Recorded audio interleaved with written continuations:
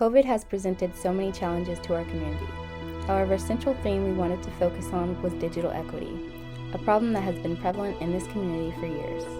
It has only just now been addressed due to the pandemic and its recent effects on education and the workplace. There are many reasons why access to the internet is essential in today's society. But an internet connection alone is not enough.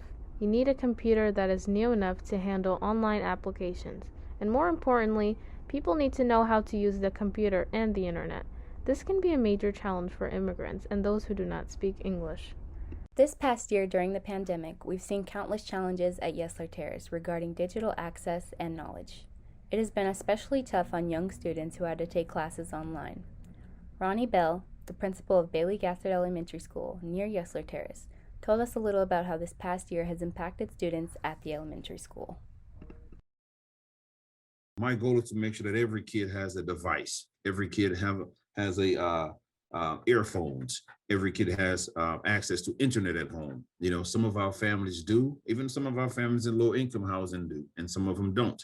So, and again, that goes back to leveling the playing field. Other demographics, they don't have that struggle, you know, but again, I look at it as not being a barrier, because if whatever's needed, you know, we make sure it happens, that we level the playing field. If a kid on the other side of the demographic has a laptop, this kid is going to have one too. If they have the AirPod, this child is going to have one too, you know, and that speaks volume, you know, especially when it comes to education. Hello, my name is Ilham Mohammed. I'm 16 years old and I'm an intern at Gatzert Terrace Summer Youth Media. Hi, my name is Leah. I am 17 years old and I am an intern at Gatzert Summer Youth Media Program and MMRTI. To make this film, we've spoken with several Seattle Housing Authority representatives and area stakeholders to learn more about what digital equity means and about how we can accomplish that goal. In response to the needs of the community at Gatzert Terrace, SHA created a new position, Digital Equity Coordinator. Asfaha Lemlem is the lead SHA representative for this new office. Before COVID-19, there was a digital divide, and there was a digital equity issues everywhere. So people who have high education, people who have high income, they have the skills, the means to buy, to use technology. So they are always ahead. But low income, people of color, and immigrants and refugees were lacking behind. So digital equity means we want to make sure everyone who lives, not only in Gatzert but everywhere in public housing residents, have access to a working or decent laptop, desktop, iPad, good connection or a broadband connection, and the skills to use it. So that's where we are working when we say digital equity. But there are also other resources at Gatzert Terrace that have been essential this past year to help the community. MMRTI is a youth-focused program. It is non-profit, 501c3, means it is not for a specific ethnic group or community. It's for everyone. If anyone wants to use a computer lab here, they can, you know, it is accessible. It's more of community topics based on, for example, social justice, gentrification, health, youth violence. That's based on those programs, so we can engage young people to learn about what's going on in the community. We need to consider how to help the community moving forward based on what we learned this past year. One enlightened solution that resulted from a collaborative effort between MMRTI and SHA is the Digital Navigators program. This innovative program has engaged over 60 families during the pandemic, helping with internet access and teaching families how to navigate the online world.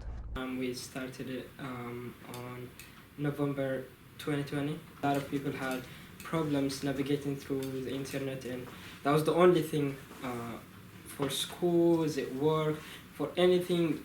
You only have to use online stuff because, you know, there was no any in-person contact. But a lot of people had hard time, especially minorities and immigrants who have language barriers, and minorities who have problems, financially to get internet or devices. And there was a lot of people who didn't know how to use their devices even though they have one.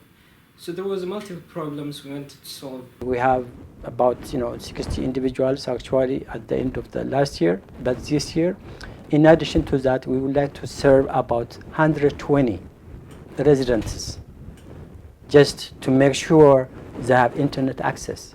So digital equity is very important. And as a navigator, we hope you guys, especially young people, you can help your community. But what other actions should we take, and what should we consider to ensure a more equitable digital landscape? It's important to note that in 2020, while the community center at Yesler Terrace was in lockdown because of COVID, we learned that one of the essential resources, RecTech, will not be coming back. The Association Recreational Council, a division of Parks and Recreation, has chosen to permanently close the computer center. Before he worked for SHA, Asfaha Lemlem was the director of RecTech at Yesler Terrace. So I used to work for Associated Recreation Council on an organization called RecTech for almost 20 years, and I work at Yesler Community Center. We used to have a computer lab there, so that's where I work and served a lot of public housing residents, especially at Yesler and around Yesler.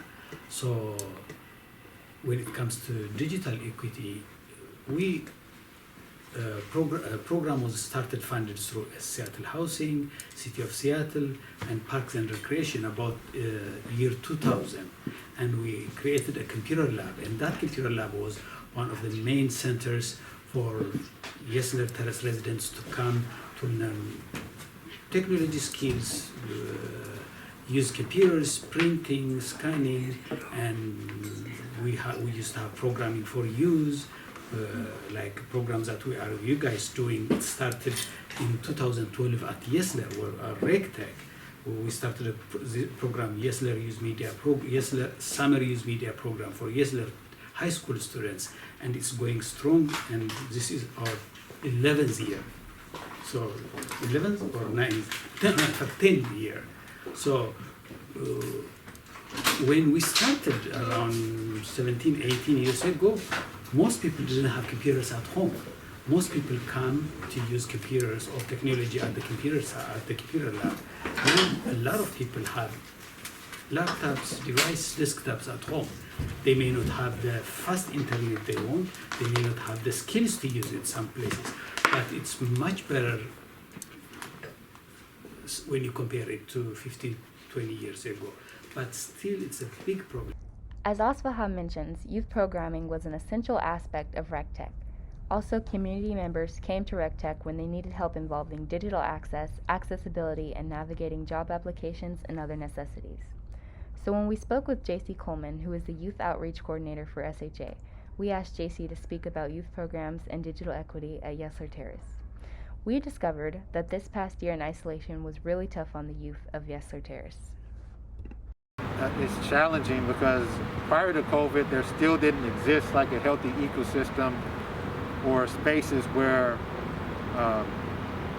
youth could just walk into and be engaged and feel safe, feel welcome. For the first several months, I don't even think I talked to any young people.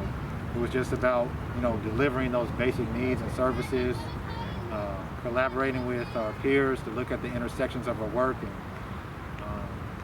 start to plan how we were going to serve youth this summer.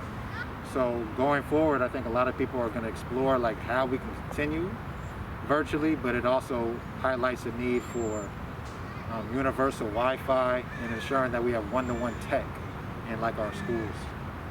Youth were coming up to me already saying, what programs are we going to do? When are we going to go out? So there is some excitement and some familiarity. What do we need to achieve digital equity at Yesler Terrace?